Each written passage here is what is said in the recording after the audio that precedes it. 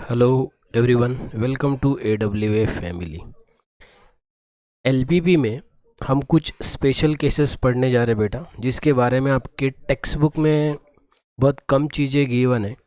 थोड़ा हम एलपीपी के कुछ स्पेशल केसेस को पढ़ेंगे जिसमें बहुत सारी चीज़ें आपको नई तरीके से पता चलेंगी और इसका यूज़ आपको एंट्रेंस एग्ज़ाम में बहुत बार होगा और बहुत ज़्यादा होगा।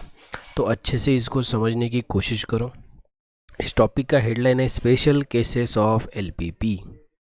उसमें पहला है infinite number of optimal solutions. If the objective function has the same maximum और मिनिमम वैल्यू, यानी सेम मैक्सिमम और minimum value at two consecutive vertices. अगर दो वर्टाइसेस पे ऑब्जेक्टिव फंक्शन के सेम एक तो मैक्सिमम वैल्यू हो या फिर मिनिमम वैल्यू हो, से A and B of the feasible region, then the objective function has the extreme maximum or minimum value at all points of the segment AB. In this case of LPP has infinite number of optimal solution. यानी simple language में अगर suppose maximise या minimise के problem में अगर same maximum value दो point पे मिलते हैं, मैक्सिमम भी रहने चाहिए और दो पॉइंट पे सेम वैल्यू होनी चाहिए। मिनिमम एक तो मिनिमाइज का प्रॉब्लम है तो मिनिमम वैल्यू होनी चाहिए और दोनों पॉइंट पे सेम मिनिमम वैल्यू होनी चाहिए। उस कंडीशन में आप बोल सकते हो कि उस प्रॉब्लम में, उस एलपीबी में infinite number of optimal solutions है। अब जब प्रॉब्लम पढ़ेंगे तो आपको क्लियर हो जाएगा। दूसरा आता है unbounded solutions. So in some LPP we come across the solution which are not bounded. कुछ एलपीबी में ऐसा हो सकता है कि सॉल्यूशंस बाउंडेड नहीं रहेंगे।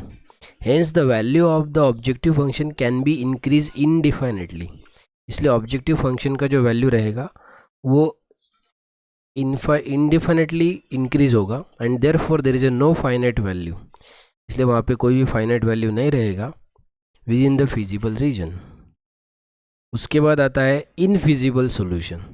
इन some LPP the feasible region is empty. Feasible region empty रहेगा। This is called condition of infeasibility and hence there is a no solution for the problem. Okay,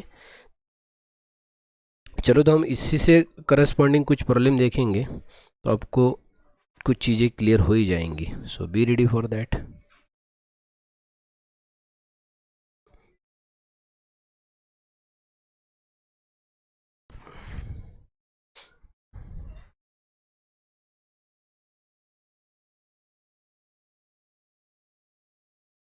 minimise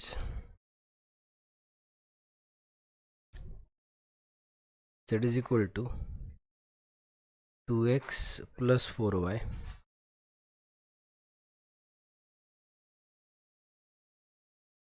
subject to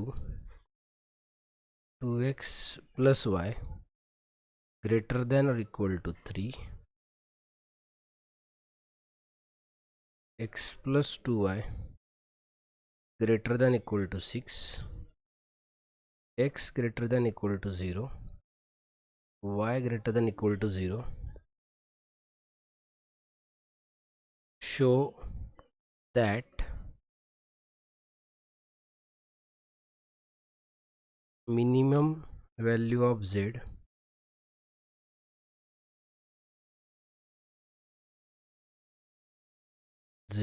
occurs at more than 2 points.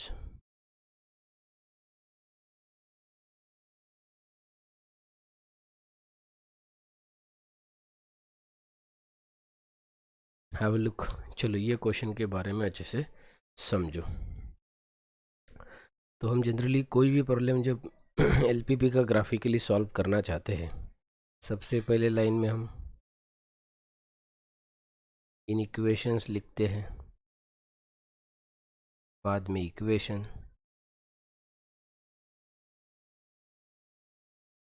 बाद में point on x axis,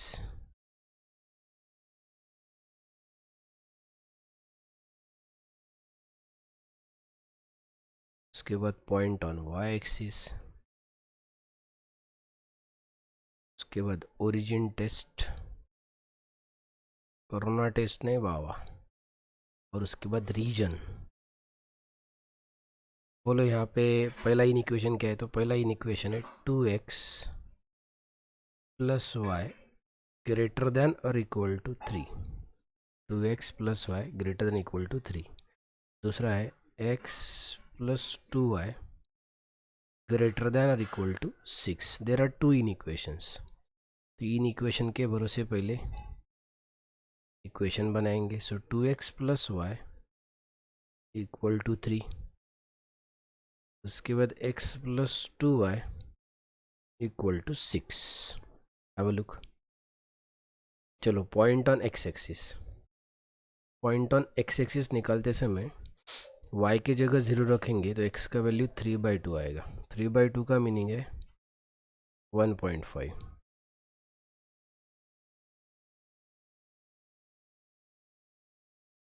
point on y axis के time x के जगह 0 रखेंगे तो 0,3 आ जाएगा। तो ये पॉइंट A, ये पॉइंट B। सिमिलरली इधर y के जगह 0 रखेंगे तो x का वैल्यू 6 मिलेगा, तो ये 6,0। फिर x के जगह 0 रखेंगे तो 2y इज इक्वल टू 6, इसका मतलब y का वैल्यू 3।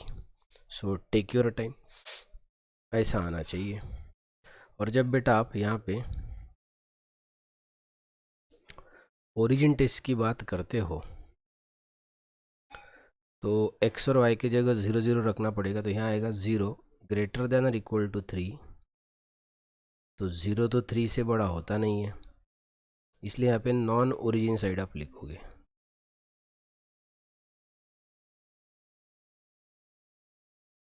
इधर भी अगर देखोगे तो 0 ग्रेटर देन इक्वल टू 6, यहाँ पे भी हम लिखेंगे नॉन ओरिजिन साइड।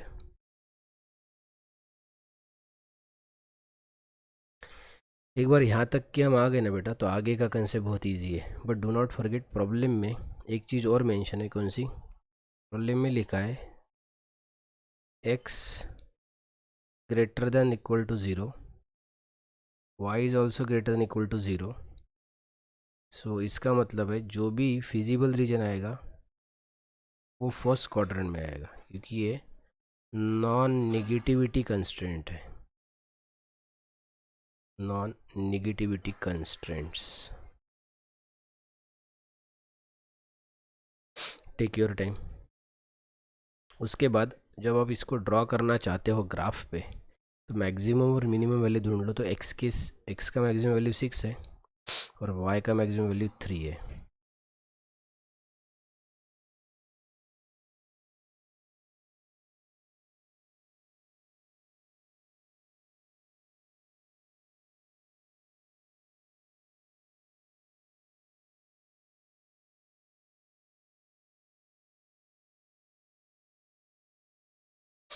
x का मैक्सिमम वैल्यू 6 है। सो 1 2 3 4 5 and 6. Take your time. 1 2 3 और 4। स्केल अगर यहाँ लिखना है, क्या लिखोगे? On both axis 1 centimetre is equal to 1 unit. चलो अब एक एक लाइन को ड्रॉ करने की कोशिश करेंगे। पहला है 1.5,0, यहाँ आने वाला है। ये पॉइंट ए है। 0,3, तो ये सेकेंड पॉइंट है, इसको हम बी बोलेंगे। तो इसको यहाँ पे ज्वाइन करेंगे और इसका इक्वेशन रहेगा 2x plus y equal to 3। उसके बाद सेकेंड लाइन 6,0, तो 6,0 यहाँ पे है, इसको हम C बोल देंगे। और इसी पॉइंट को हम डी बोल देंगे क्योंकि सी और डी यहाँ पे कॉमन आ रहा है बेटा। तो सी और डी कॉमन आ रहा है तो आप इस पॉइंट को डी ना बोलते सिर्फ बी बोल दो। अगर कॉमन रहा तो फिर एक ही नाम होना चाहिए, तो मैंने जो सॉल्यूशन में उसका नाम डी दिया था उसकी जगह मैंने बी को रिप्लेस कर दिया है। तो इससे ये क्लियर हुआ कि दोनों लाइन में एक पॉइंट कॉमन है। हम इसको ज्वाइंट करेंगे और इसका इक्वेशन है x + 2y = 6। और दूसरी बात यहाँ पे ये है बेटा कि दोनों का बोलना नॉन ओरिजिन साइड है। अब ज़रा आप सोचिए दोनों के लिए नॉन ओरिजिन साइड कौन सा रहेगा, वो आपके समझ में आ जाना चाहिए। तो ये है वो जो रीजन डार्क होना चाहिए, बिकॉज दोनों ने बोल दिया है non origin side.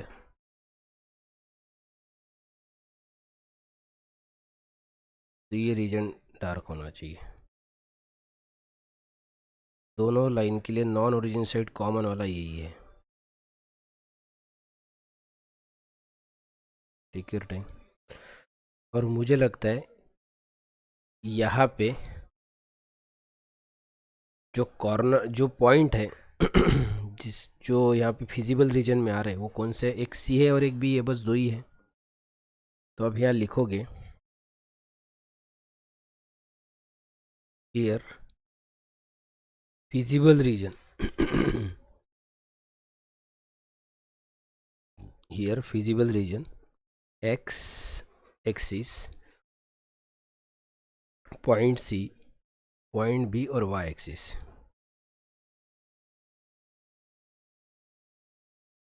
Which is in graph. और यहाँ पे अगर आप कॉर्नर पॉइंट देखते हो तो मुझे लगता है कॉर्नर पॉइंट सिर्फ दो ही है। कॉर्नर पॉइंट कौन कौन से है? दो,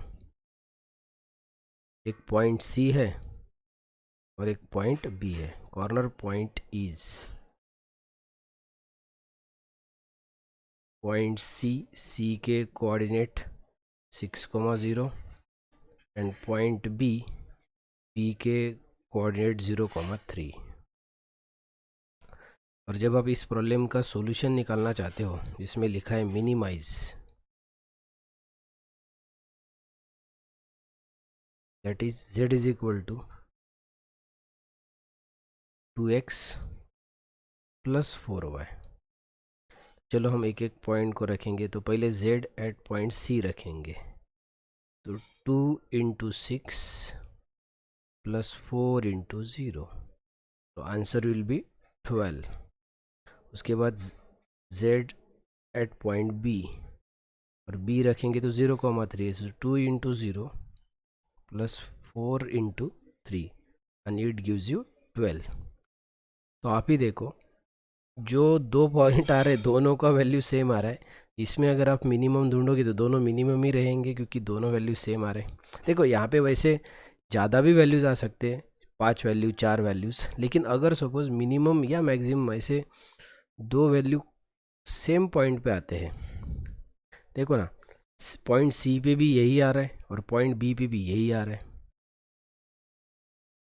इसका ही मतलब यह है कि यहाँ पे ये जो सी और बी लाइन सेगमेंट है, तो सिर्फ जो मिनिमम वैल्यू आ रहा है वो सिर्फ पॉइंट सी और बी पे नहीं है, बस सी और बी के अलॉन्ग जितने भी पॉइंट्स आते हैं वो सारे पॉइंट के लिए। तो यहाँ पे बेटा जो मिनिमम वैल्यू आ रहे हैं वो दोनों पॉइंट पे सेम आ रहे हैं। तो इस प्रकार के क्वेश्चन को कैसे कंक्लूड, शायद ये पहली बार हो रहा है, तो इस प्रकार के आंसर को कैसे कंक्लूड करोगे पता है? तो अब यहाँ लिख सकते हो therefore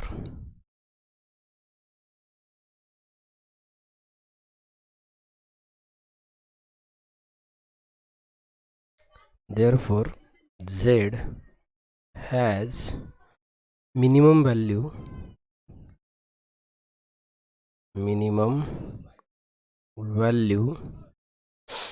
at two consecutive vertices.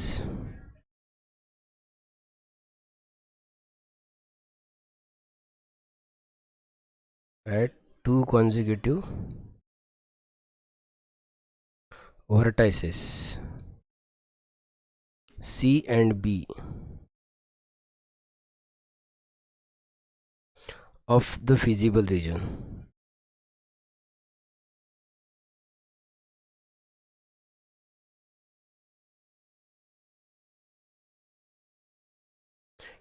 फिर आप लिख सकते हो यहाँ पे hence Z has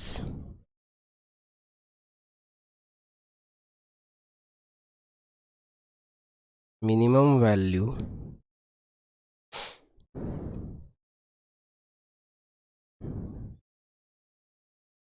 dwell at every point of segment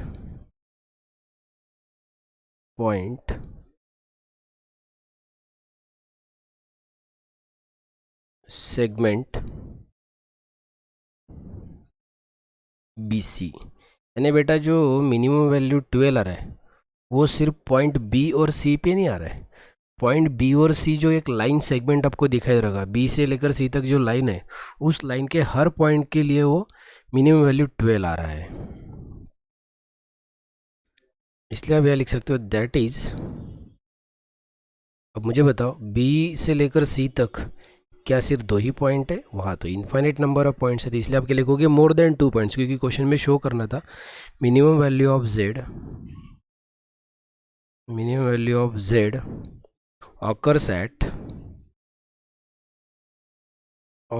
at more than 2 points। तो ये आपको शो करना था। आप क्वेश्चन को पढ़ो स्टार्टिंग से।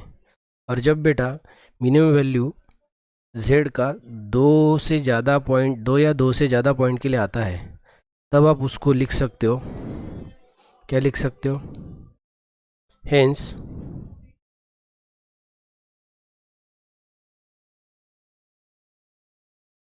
there are infinite number of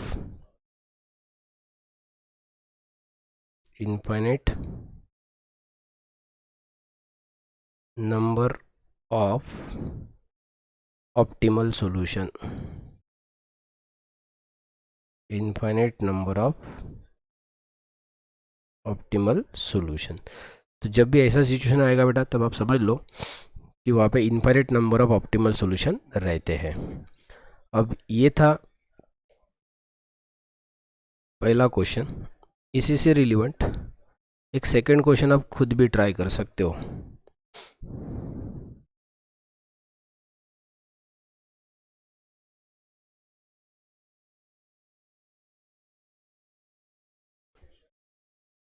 maximise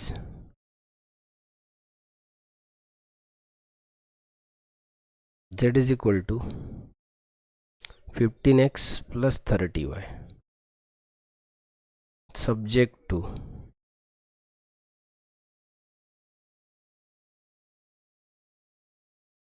three x plus y less than और इक्वल टू 12।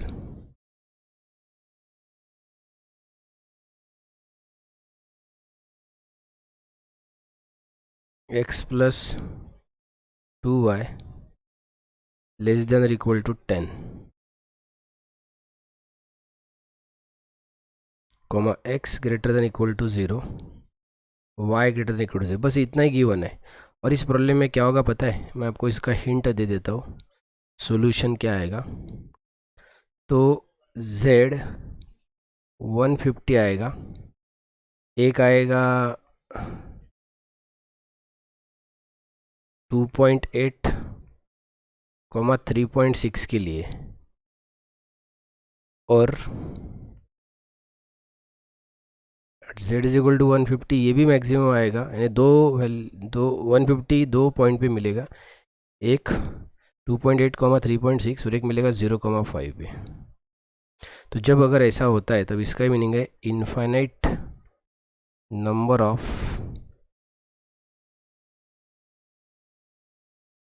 Optimal solution. तो पहला जो मैंने अभी पढ़ा है आपको, उसमें मिनिमम वैल्यू 2 पॉइंट पे आ रहा था, वैसे यहाँ पे मैक्सिमम वैल्यू 2 पॉइंट पे आएगा।